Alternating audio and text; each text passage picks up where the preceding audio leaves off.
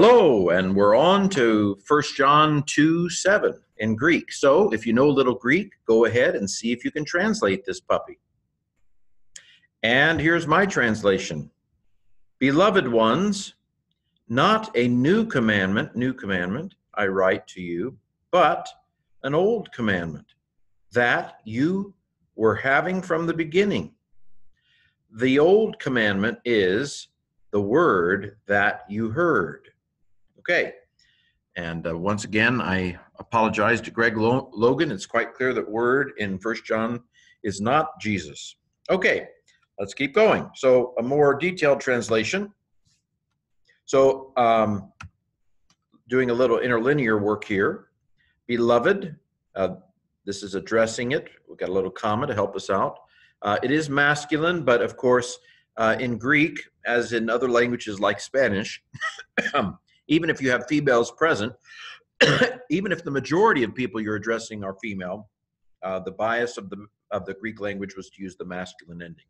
So we could say beloved. Beloved works fine.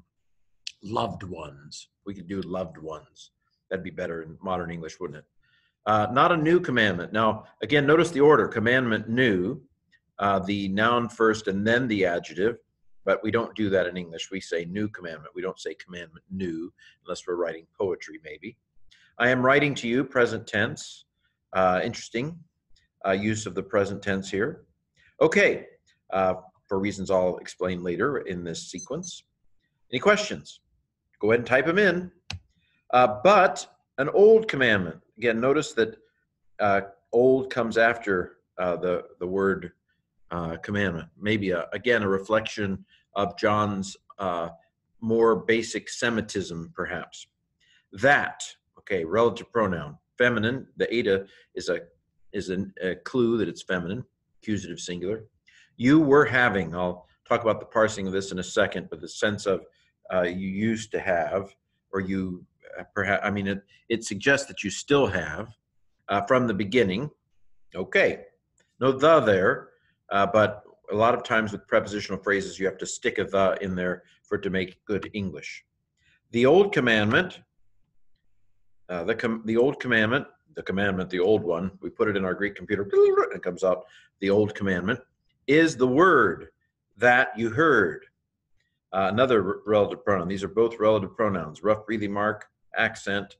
They're not the word the, they're the word that or who. Okay, so there's the translation. Now let's go into the grammar a little bit. So what case is agapetoi?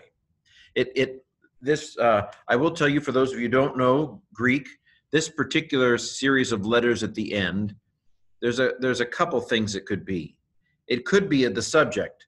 Beloved ones walk down the sidewalk. But that's not what the context points to here. The context points to this being a vocative. A vocative is an address. If I say, "Oh, chocolate, how I love thee," that calls for a vocative. Case. It's the case of address, and so those two endings could be vocative, and in this case they are. Beloved. Okay, this kind of construction where it comes out meaning a new commandment is called an attributive construction. The adjective is there, of course, and the noun it goes with is there. Now, this particular attributive construction doesn't have any thes. There are no thes involved. And when there are no thes involved, you have to kind of use your common sense as to whether it's a new commandment or the commandment is new would be another possibility. But in the context, it's pretty clear it means new commandment.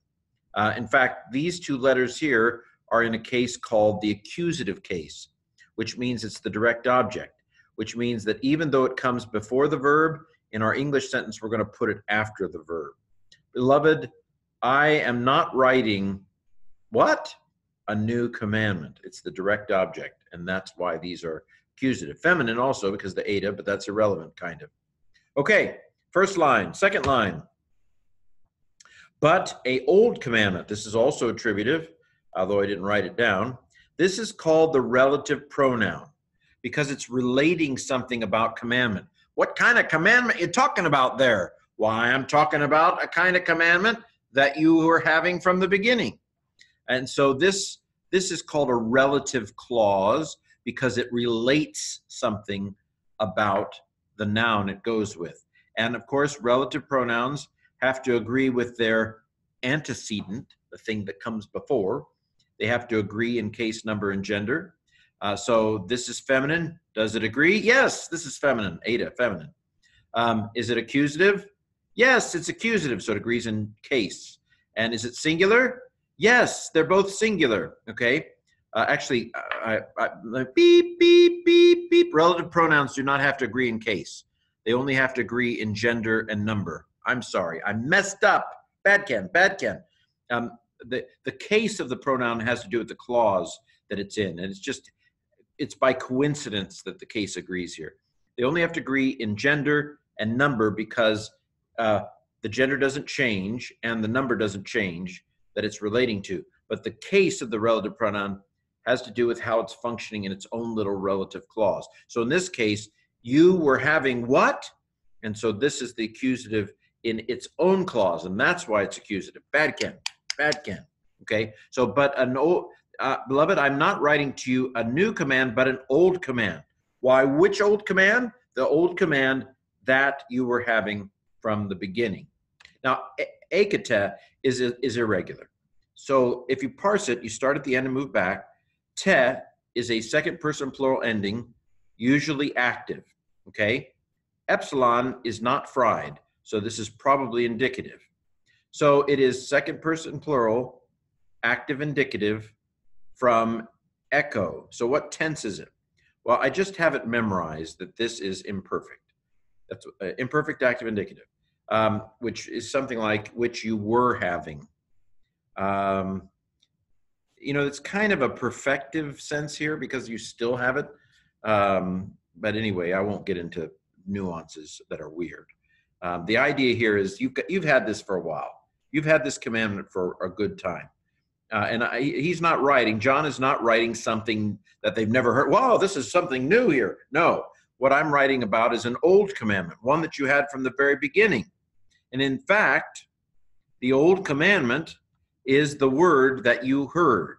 So it's, you know, this is nothing new here, the commandment. He hasn't told us what the commandment is in this particular paragraph. We're going to find out soon enough, but he hasn't told us yet. So now this is also attributive. But whereas there were no articles, no words the in these two, the is here.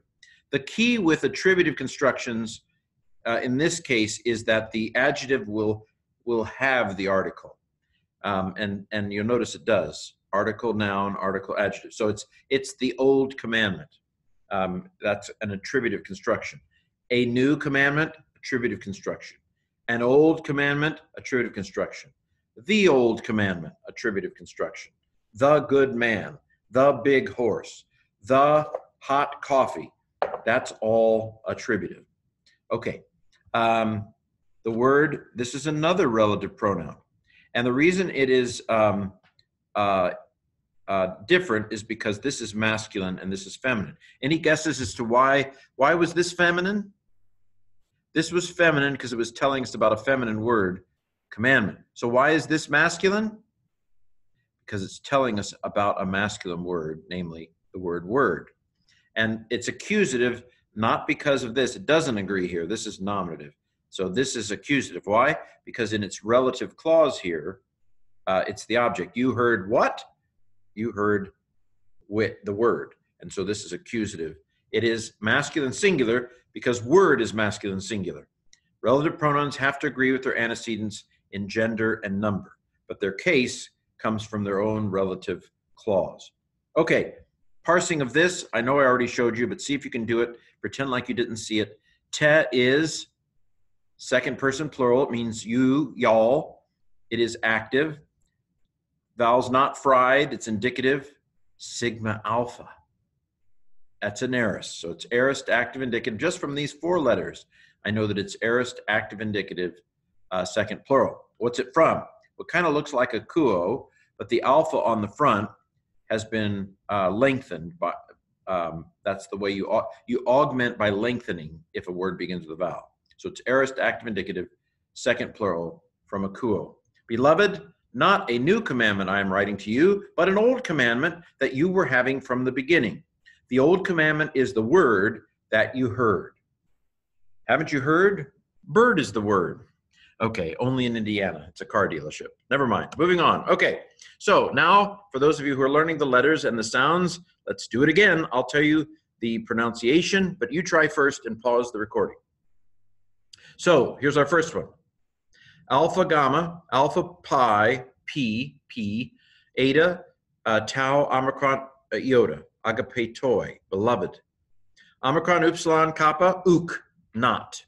Epsilon, nu, tau, omicron, lambda, eta, nu, and tolane, commandment. Kappa, alpha, iota, nu, eta, nu, kainane. Gamma, rho, alpha, phi, omega, grapho. Upsilon with a rough breathing mark, rough like the sea, mu, iota, nu, humin. Alpha, lambda, lambda with the final alpha has been elided because the next word begins with a vowel. So it's al. You can call me Betty. I'll call you Betty. You call me Al. I'm sorry, no. Al. Epsilon, nu, tau, omicron, lambda, eta, nu, and tolane. Commandment. P, alpha, lambda. Alpha, iota, alpha, nu. Palayan. Eta with rough breathing mark, nu. Hain. Epsilon, iota. Chi, epsilon, tau. Epsilon. Alpha, P with an elided omicron, because the next word begins with the vowel. Alpha, rho, up. Alpha, rho, chi, eta, sigma. Arcase. Next sentence. That's a colon, by the way. I suppose we could basically put it a period in English, I would say. Eta with a rough breathing mark. Hey. Epsilon, nu, tau, omicron, lambda, eta. We've seen this word a lot of times. What is it? And tole, commandment. Eta with a rough breathing mark. Hey. P, alpha, lambda. Alpha, iota, alpha. What is that? Palaya. Paleontology. Old. Epsilon, sigma, tau, iota, nu, estin. Omicron with a rough breathing mark, ho, or some say ha. Lambda, omicron, gamma, omicron, sigma. Logos, some say lagos.